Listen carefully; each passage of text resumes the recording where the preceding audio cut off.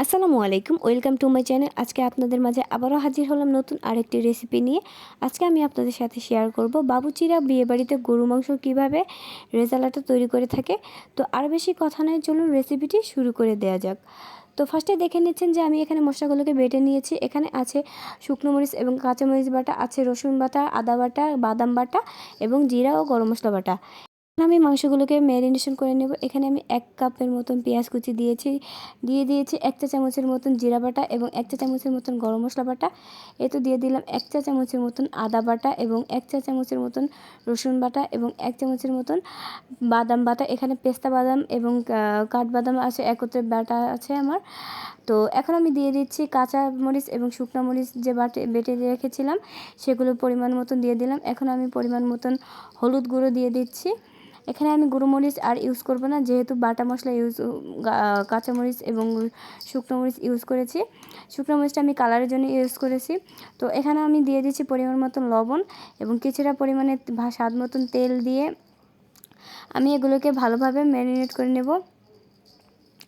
আমি এখন দেখতেই পাচ্ছেন যে এখন আমি কিছুটা পরিমাণে টক দই দিয়ে দেব। দেওয়ার পরে এগুলোকে ভালোভাবে মেখে নেব। এমনভাবে মাখবো যে কোনোটা গায়ে যেন মশলা লাগা বাদ না থাকে। আমি ভালোভাবে মেখে নেব যাতে সব মাংসের পিসের গায়ে ভালোভাবে মশলাগুলোকে লেগে যায়। ভালোভাবে মেখে এগুলোকে আমি 30 মিনিটের জন্য রেস্টে রেখে দেবো।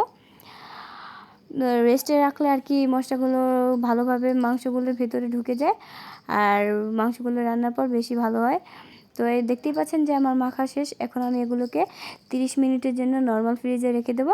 এখন আমি একটা কড়াই কিছুটা পরিমাণে তেল দিয়ে দিলাম। এখানে আমি দারচিনি, এলাচ এবং কিছুটা তেজপাতা দিয়ে এবং কিছুটা পরিমাণে পেঁয়াজ দিয়ে এগুলোকে ভালোভাবে আমি ভেজে নেব। এগুলোকে আমি ব্রাউন কালার আসা পর্যন্ত ভেজে নেব। আজকে আমি রান্নাটা সব বাটা মশলা দিয়েই করছি। বাটা মশলা দিয়ে রান্নালে রান্নাটা বেশি ভালো হয়। আর এখানে আমি আজকে কোনো পানি ইউজ করব না, লাস্টে আমি সামান্য কিছুটা গরম পানি ইউজ করব।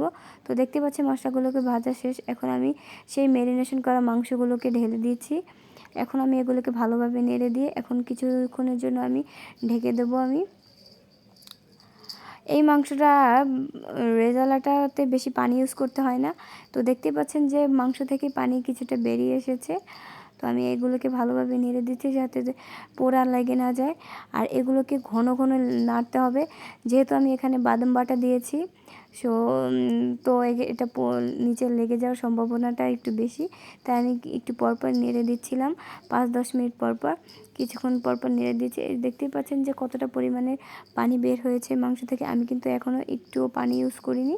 আমি এই মাংসের পানি দিয়েই ওই মাংসটা সিদ্ধ হয়ে যাবে। তো দেখতেই পাচ্ছেন যে মাংসটা কতটা পরিমাণে লোভনীয় দেখাচ্ছে এখনই। তো আমি আবার কিছুক্ষণের জন্য ঢেকে দিয়েছিলাম। তো এখন দেখতেই পাচ্ছেন যে মাংসের পানিটা কতটা শুকিয়ে এসেছে। এখন আমি কিছুটা পরিমাণের টমেটো দিয়ে দিয়েছি। এটা দিলে আর কি ভালো লাগে খেতে। আমার সসের বদলে এটা দিয়েছি, আর নাহলে আমি কিছুটা পরিমাণে কেচাপ দিতাম।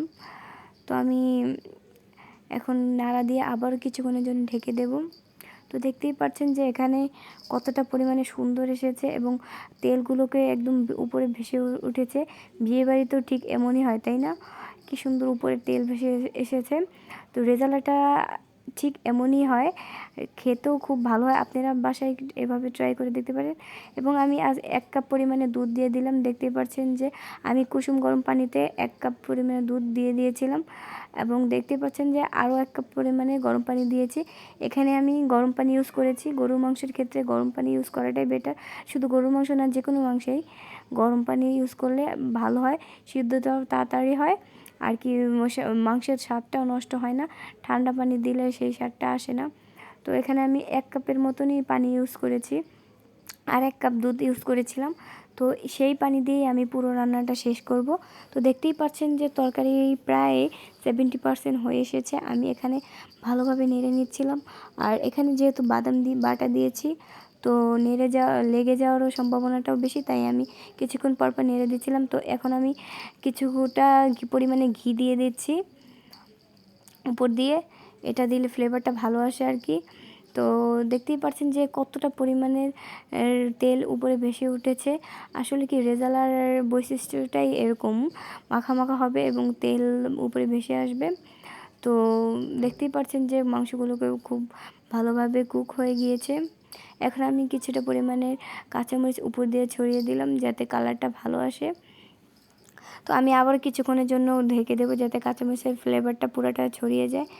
তো দেখতেই পাচ্ছেন যে আমার তরকারিটা প্রায় শেষের দিকে হয়ে গিয়েছে। এখন আমি ভালোভাবে নেড়ে কিছুক্ষণের জন্য নেড়ে তরকারিটা নামিয়ে নেব এবং দেখতেই পাচ্ছেন কালারটা কত সুন্দর এসেছে, উপরে তেল চলে এসেছে, তাহলে বুঝতে হবে আমাদের রান্নাটা হয়ে গিয়েছে। এখন আমি এটাকে নামিয়ে নেব। আর ফাইনাল লুকটা দেখার জন্য দেখুন কতটা লোভনীয় হয়েছে, তাই না? একদম দেখতে বিয়েবাড়ির মতন। আপনারা এভাবে ট্রাই করে দেখতে পারেন, খেতে অসম্ভব মজাদার হয়েছিল। আজকের রেসিপিটা আপনাদের কাছে কেমন লাগলো এবং তরকারি কালারটা দেখতে কেমন হয়েছে সেটা আমাকে কমেন্টস বক্সে জানিয়ে দিবেন এবং পরবর্তী ভিডিও দেখার জন্য অপেক্ষা করবেন। আল্লাহ হাফেজ।